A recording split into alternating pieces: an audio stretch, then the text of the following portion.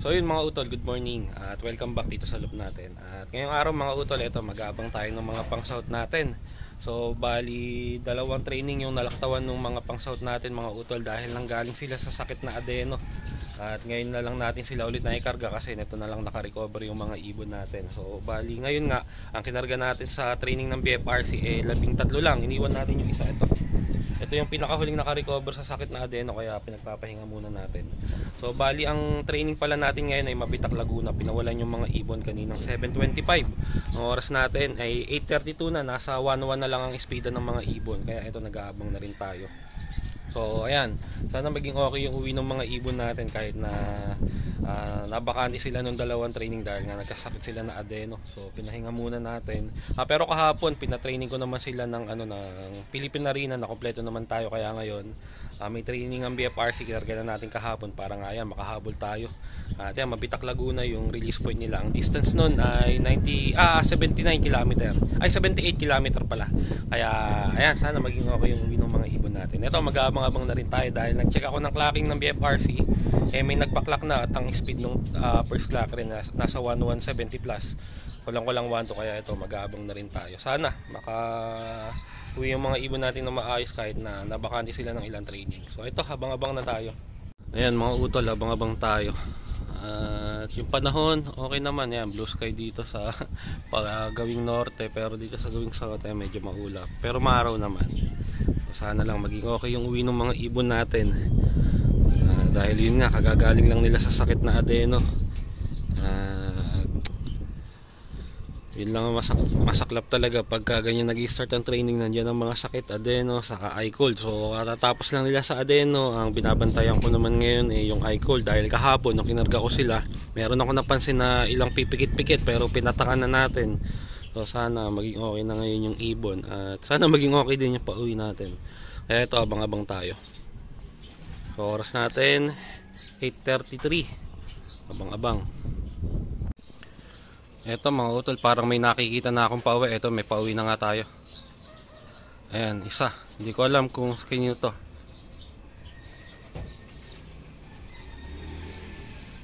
Ayan, pauwi na nga to, dalawa. Isang white flight, saka isang checkered. Ayan, pauwi na nga ito, dalawa. 8:36 dumating. Kay kuya to mga utol.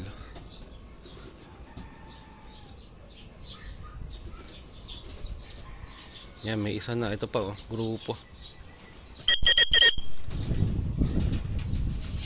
Yan, isa may bumaklas.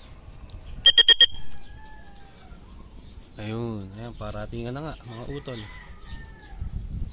So sakto lang yung uwian na yan. Ayan pa isa, yung isang natin, all bird. 8:36. Eri pa isa. Ayan, tuping-tupi. Ayun. Ayan, 2, 4, 4. Mukhang tigalawa kami ni kuya dun. Ayan, ayaw mga magsibaba. Lipad pa ng lipad. So ayan lang natin.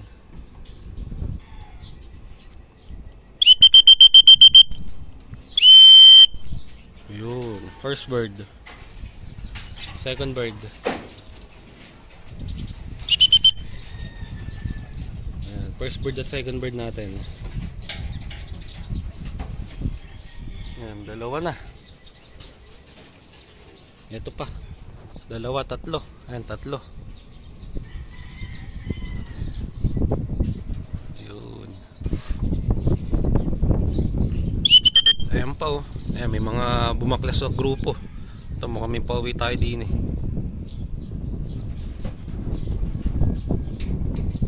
Ito isa sa atin. Yung NH natin na nag-iisa. Ayun, tatlo na. Ito pa Ayun yung saddle natin. Ayun, naronda pa yung isa. Ayaw pa mga magsibaba.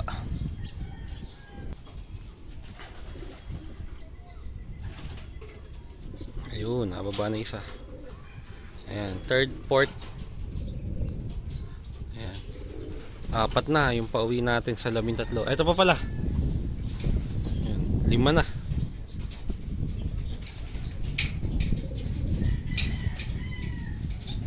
Ayan. So 5 na pauwi natin. Ito pa, 2. Ayan, sa atin tong isa. Ewan ko lang yung isa lang sa atin. Ito lang, yung blue bar white light lang. Pang-6. Ayan. So yun, buti kahit paano okay naman yung naging uwi nila kahit na bakante sila ng 2 training. At yun nga, medyo malayo na rin yung tinalo ng training nila. 6 na sa 13. 7 na lang kulang natin.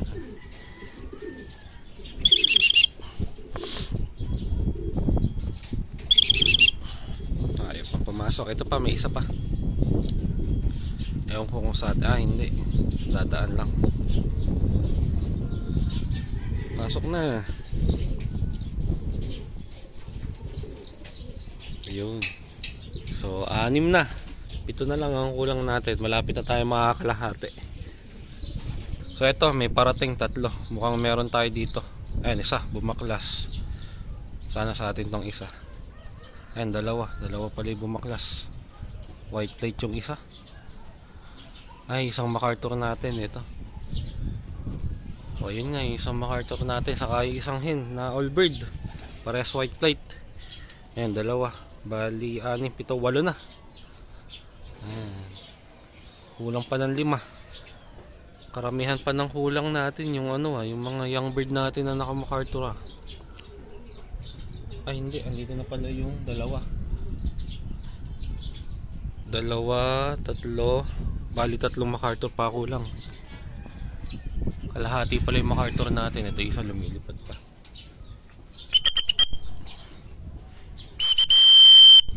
Ayan, baba na. Yun. Ayan, yung isa doon nababa sa landing board.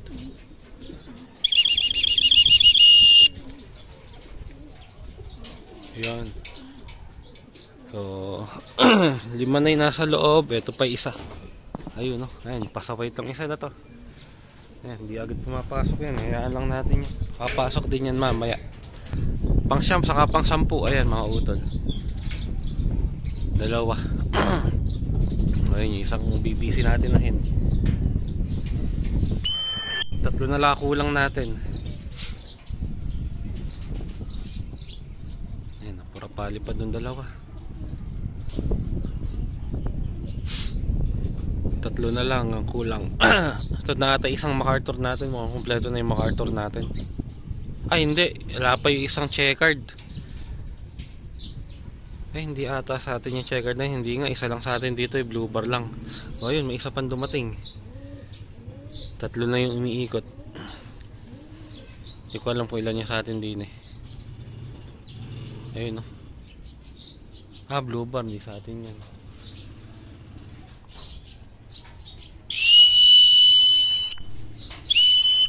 Ayan. Sa MacArthur natin na yun. Doon din nababa sa taas. Ayan, kay kuya itong 2 na to. Ayan, bali 9 na yung pauwi. Ano na, 9 na yung pauwi natin. Ayan, no. Yung 2 MacArthur nasa taas. Ayan, bilangin nga ulit natin. 2, 3,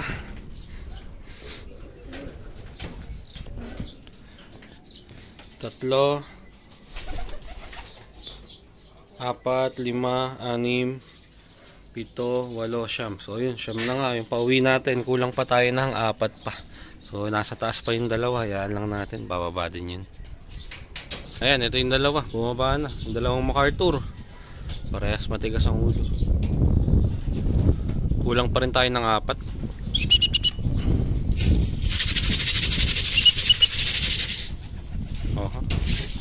Gusto na rumekta sa landing board eh.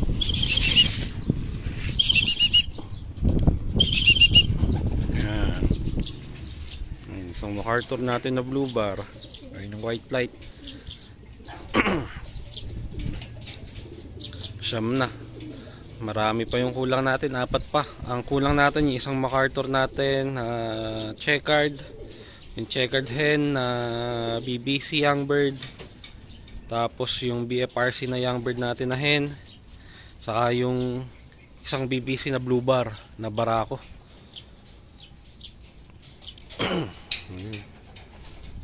Ito mga utol, pang 10 natin yung BBC Youngbird natin na barako, blue bar. Ayan o, 10 na. 3 na lang, 3 hen na lang ang kulang natin. Puro checkered. Makauwi pa sana yung 3 natin na yun. 2 dun sa 3 na yun yung napansin ko kahapon na medyo umiinda sa iCold, pero yun nga, napatakan ko naman sila, kaya dapat medyo okay sila ngayon.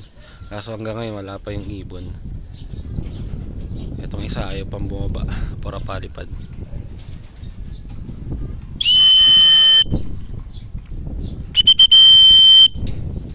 Okay na din, karamihan ng ibon natin nandito. Ba't dun kasi bumababa? Ayan o.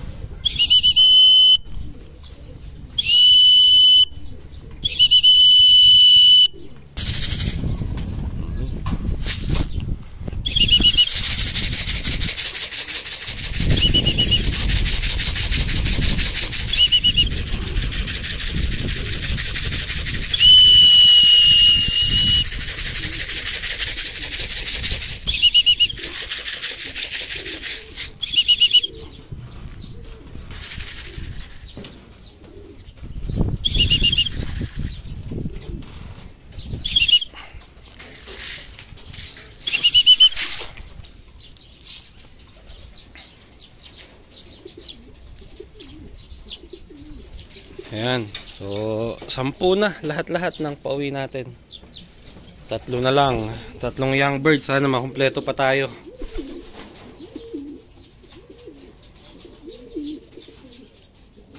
Ayan, medyo mukhang uminda sila dahil napahinga sila ng ilang training, tapos yun nga, kagagaling lang nila sa Adeno. Kaka-recover lang natin sa kanila, kaya talagang medyo yung mga ibon, humina sila kung tutuusin. Pero sana wag na silang tamaan pa ng iba pang sakit.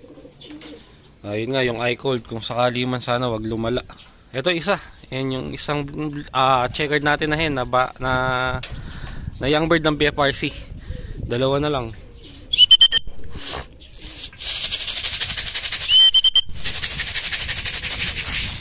Wala pa natin yung MacArthur natin na BF, saka yung yung young bird natin ng BBC.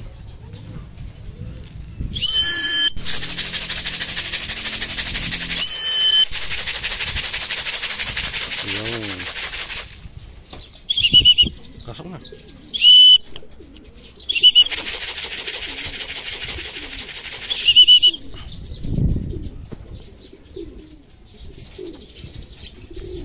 Ayan, 11 na.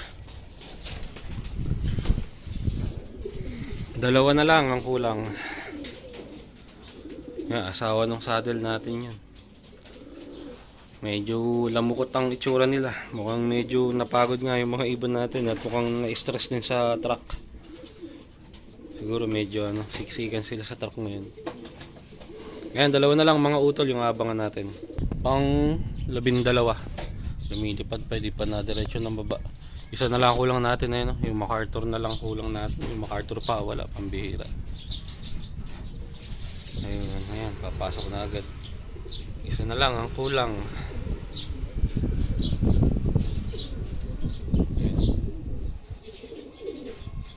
Yung 2 kulang natin, yung napansin ko kahapon na parehas may iCold. So parehas natin pinatakan niyang kahapon. Tignan natin kung pikit pa yung mata na itong isa. Ayun, mukhang hindi naman na, mukhang okay naman na yung mata niya. Ay, pang pumasok. Kahapon maga yung mata niya na medyo nagluluha-luha pero ngayon mukhang okay naman. Kaso na-late sila. Ibig sabihin lang talaga merong iniinda yung ibon. Ay, pang pumasok. Nabarahan kasi nung barako yung trapdoor Ayun, hindi makapasok tuloy.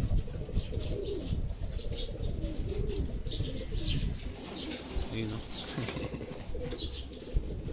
Hindi makapasok. Ayan. Ayun, pumasok na. Ayan. Tingnan natin kung okay na yung mata niya.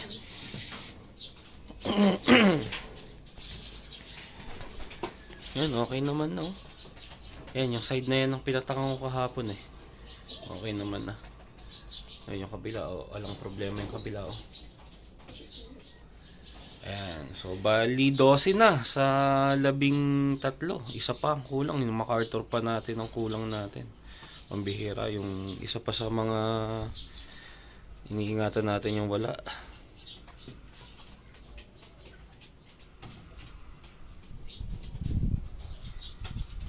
Ayun, isa na lang ang kulang. Ayan mga utol, ito na yung last bird natin. At pag-akit natin dito sa loob, nandito na siya. Ang oras natin 9:48 na. So magpapakain na sana tayo. Buti ito na yung ibon natin na kompleto na tayo. Tapos yung mata niya kahapon na maga, yung pinatakan natin yung gawin na yan. Pero ngayon okay na. Hindi naman na siya namamaga. Yung kabila tingnan natin. Yan, okay din naman. So yun. Narate lang yung ibon pero buti na kompleto tayo. At pwede na tayo magpakain. Mukhang kanina pa siya nandito. Nakapagpahinga na yung ibon. Kaya magpakain na tayo.